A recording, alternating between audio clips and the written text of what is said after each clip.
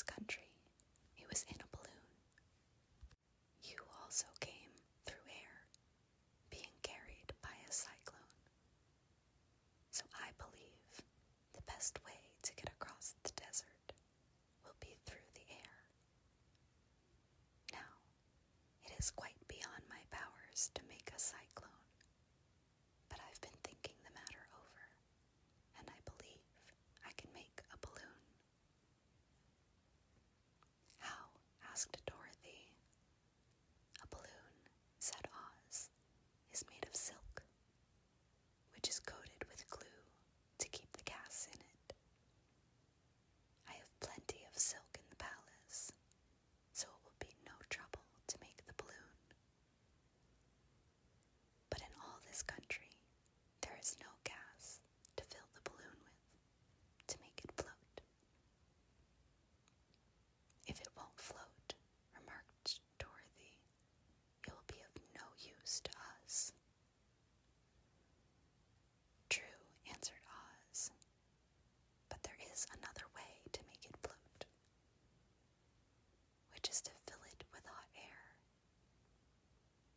Hot air isn't as good as gas, for if the air should get cold, the balloon would come down in the desert, and we should be lost.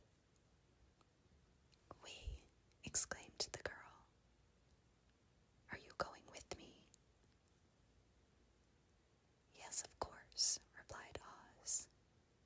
I am tired of being such a humbug. If I should go out of this palace, my people would soon discover I am not a wizard, and then they would be vexed with me for having deceived them. So I have to stay shut up in these rooms all day, and it gets tiresome. I'd much rather go back to Kansas with you and be in a circus again. I shall be glad to have your company, said Dorothy. Thank you, he answered. Now, if you will help me sew the silk together, we will begin to work on our balloon.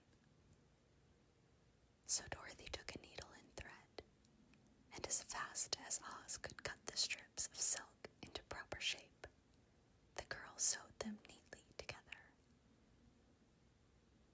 First, there was a strip of light green silk, then a strip of dark green, and then a strip of emerald green. For Oz had a fancy to make the balloon in different shades of the color about them. It took 3 days to sew all the strips together, but when it was finished, they had a big bag of green silk, more than 20 feet long.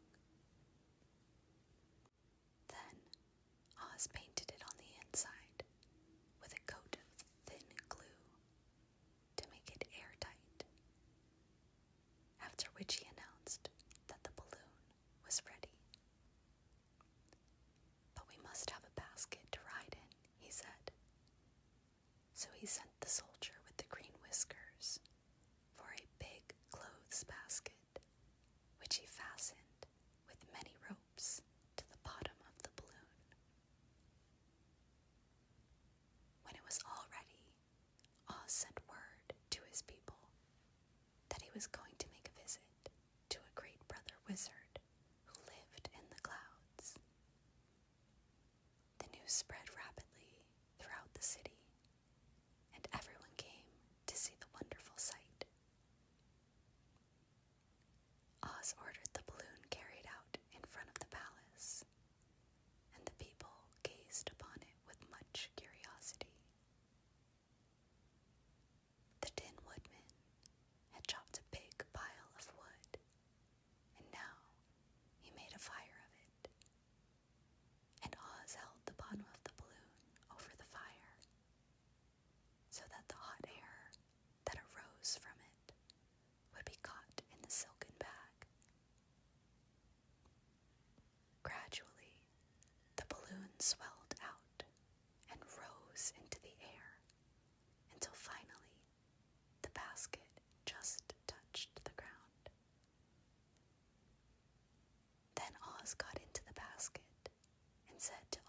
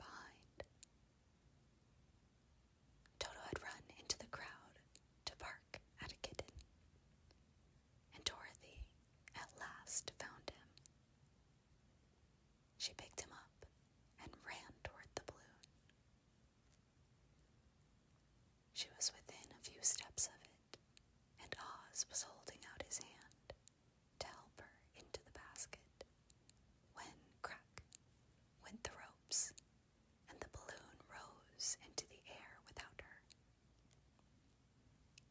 "Come back," she screamed. "I want to go too." "I can't come back, my dear," called Oz from the basket. "Goodbye." "Goodbye," shouted everyone, and all eyes were turned upward to where the wizard was riding in the basket, rising every moment farther and farther into the sky. And that was the last any of them ever saw of Oz, the wonderful wizard, though he may have reached Omaha safely and be there now for all we know. But the people remembered him lovingly and said to one another, "Oz was always our friend. When he was here, he built for us this beautiful Emerald City. And now he is gone. He has left the wise Scarecrow